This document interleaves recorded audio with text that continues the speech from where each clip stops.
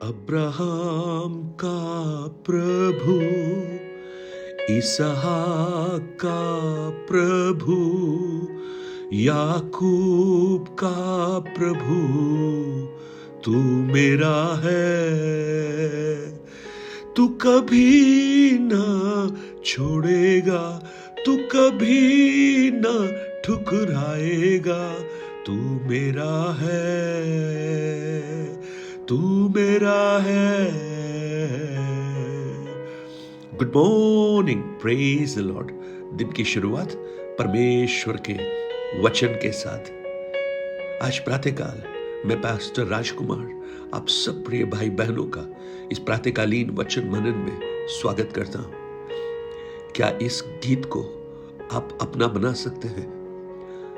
Abraham का प्रभु, इसहाक का प्रभु, याकूब का प्रभु, वो मेरा भी प्रभु है। और जब आप मेरा कहते हैं ना, उसमें एक रिश्ता है, उसमें एक संबंध है, और वो जितना गहरा होगा उतना ही आपका आत्मिक जीवन मजबूत और उन्नत होता चला जाएगा।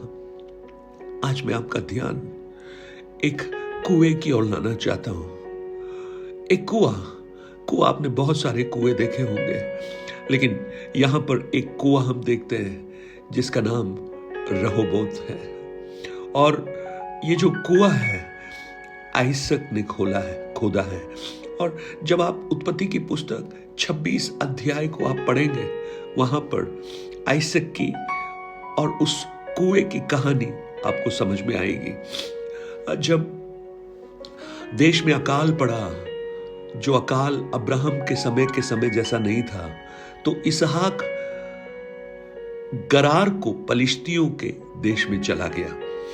और परमेश्वर ने उसको दर्शन देकर कहा, मिस्र में मत जाना, क्योंकि आपको याद होगा जब उसके पिता अब्राहम जब अकाल देश में पड़ा, वो मिस्र चला गया।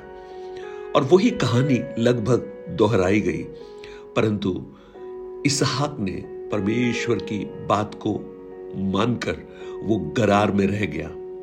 और गरार में जब वहां का राजा अबीमेलेक था, उसने इसको प्रतिष्ठित किया। ये इसने जोता बोया, 100 गुना फल उसने पाया और उसकी उन्नति होने लगी और वो अति महान पुरुष हो गया। परंतु पलिश्ती उससे डाह करने लगे, और उनका डाह करने का, उनका विरोध का एक बड़ा तरीका था कि जितने कुएं इब्राहिम के दासों ने इब्राहिम के जीते जी खोदे थे, उन सबको पलिश्तियों ने मिट्टी से भर दिया। और अबीमेलेक उसके पास आकर कहता है, तू अब इस स्थान से चला जा, क्योंकि तू हमसे बहुत सामर्थी हो गया है। तो इसहाक वहां से चला गया और गरार के नाले में तंबू खड़े करके वहां रहने लगा। अब 18 वचन से, जेनेसिस 26:18 से जब आप पढ़ते हैं, तब जो कुएं उसके पिता इब्राहिम के दिनों में खोदे गए थे, इब्राहिम के मरने के पीछे पलिश्तियों ने भर दिए थे, उसको इसहाक ने फिर खुदवाया और उसके वे ही नाम रखे जो उसके पिता ने रखे थे।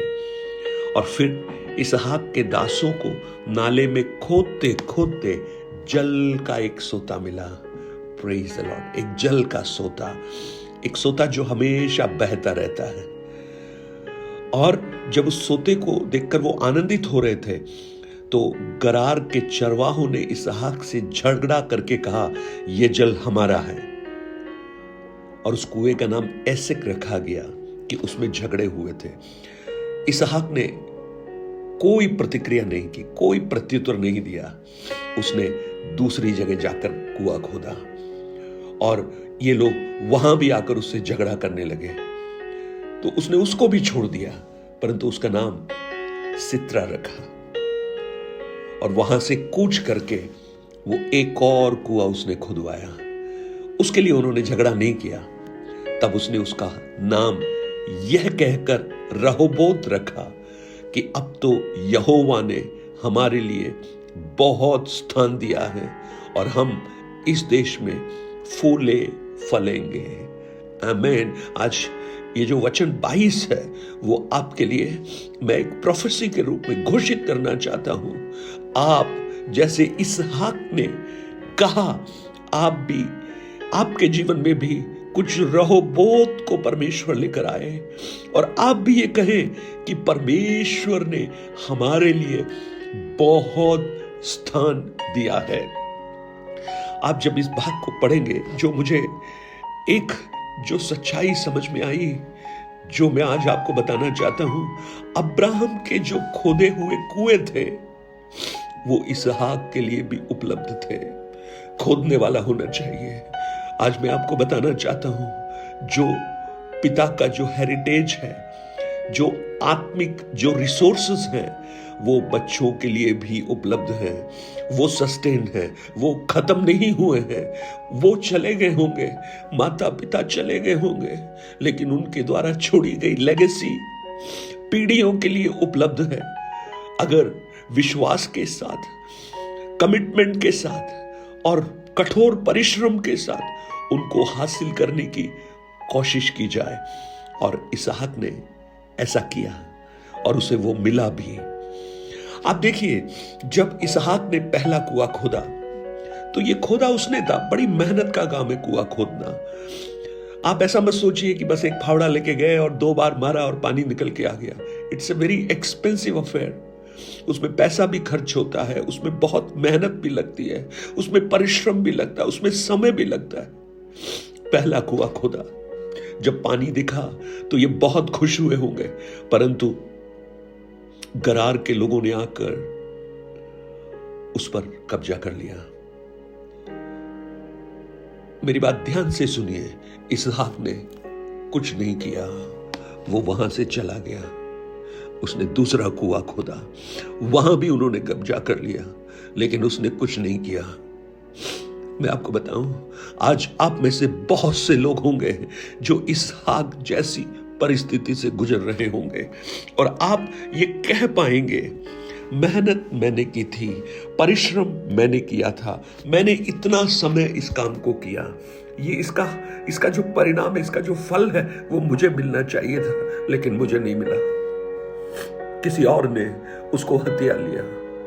Praise the Lord. आपके वर्क स्टेशन पे, आप जहां काम करते हैं, आपने मेहनत की होगी, आपने प्रोजेक्ट बनाया होगा, आपने कुछ प्रेजेंटेशंस तैयार की होंगी, लेकिन उसका फल आपको नहीं मिला होगा। आपके घर में आपने कुछ किया होगा, लेकिन उसका परिणाम आपको नहीं मिला। मैं आपको कहूं, आप उनसे झगड़ने मत जाइए। परमेश्वर आपको बल दे रहा है, बल देगा। आप दोबारा से परिश्रम कीजिए। दूसरी बार भी ऐसा ही हुआ, लेकिन इसहाक ने फिर भी कोई प्रत्युत्तर नहीं दिया, फिर भी कोई प्रत्युत्तर नहीं दिया। इसहाक ने अपने युद्ध को परमेश्वर के हाथ में सौंप दिया।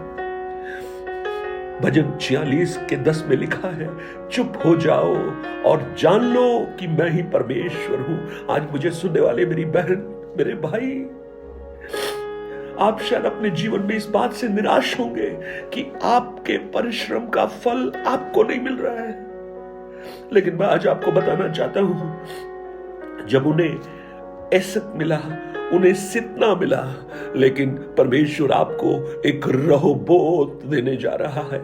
एक रहोबोत का अनुभव आपके जीवन में आए। उस भाग को जब आप पढ़ेंगे तो मानो ऐसा कह रहा है, ये हमारे लिए पर्याप्त है, हमारे लिए काफी है, और परमेश्वर ने हमारे लिए रूम बनाया है, परमेश्वर ने हमारे लिए आशीष दी है।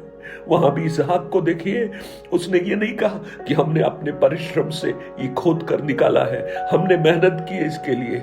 ये बहुत ही अच्छी बात है प्रियो। अपना क्रेडिट, आपके कार्यों का जो क्रेडिट है, जब आप परमेश्वर को देकर ये कहते हैं ये परमेश्वर की ओर से हुआ है, ये परमेश्वर का सम्मान है, ये परमेश्वर को ऑनर करना है, और परमेश्वर ऐसे लोगों का आदर करता है।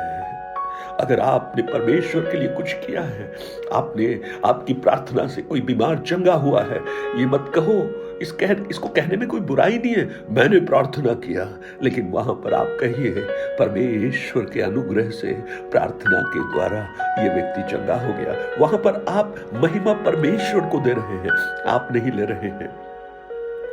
आपने किसी को सुसमाचार सुनाया, वो विश्वास में आया, उसने सुना, बहुत अच्छा काम किया, लेकिन आप उसका क्रेडिट मत लीजिए, मैंने इतना किया, मैंने इनको सुनाया, लेकिन आप कहिए परमेश्वर के अनुग्रह ने मुझे कुछ लोगों तक पहुंचने का मदद किया, स्वर्ग में उसका प्रतिफल आपको मिलेगा। आप अच्छा गीत गाते हैं, आपको अच्छा टैलेंट है, आप परमेश्वर को महिमा दीजिए।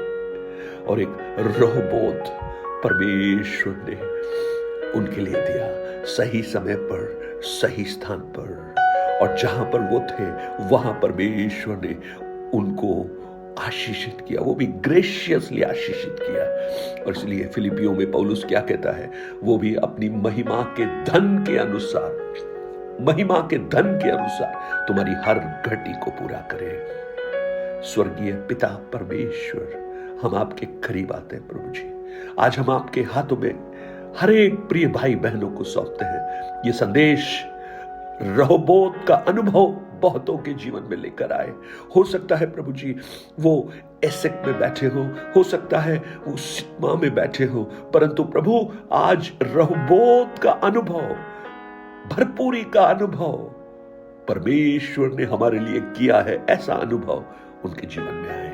धन्यवाद करते हैं प्रभु, आपने इस प्रार्थना को सुना, यीशु के नाम से मांगता हूं पिता, आमीन आमीन। गॉड ब्लेस यू, परमेश्वर आपको आशीष दे। 9829037837 पर आप अपने प्रार्थना निवेदन और गवाहियों को हमसे शेयर कीजिए और इन वचनों को औरों तक पहुंचाकर इस सेवकाई को सहयोग कीजिए और हमारे लिए प्रार्थना करना मत भूलिए। इस सेवकाई को प्रार्थना में उठाए रहिए। इस वचन की मनन की सेवकाई निरंतर परमेश्वर के अनुग्रह में होकर करने के लिए आप मेरे लिए प्रार्थना कीजिए। Have a blessed day, God bless you.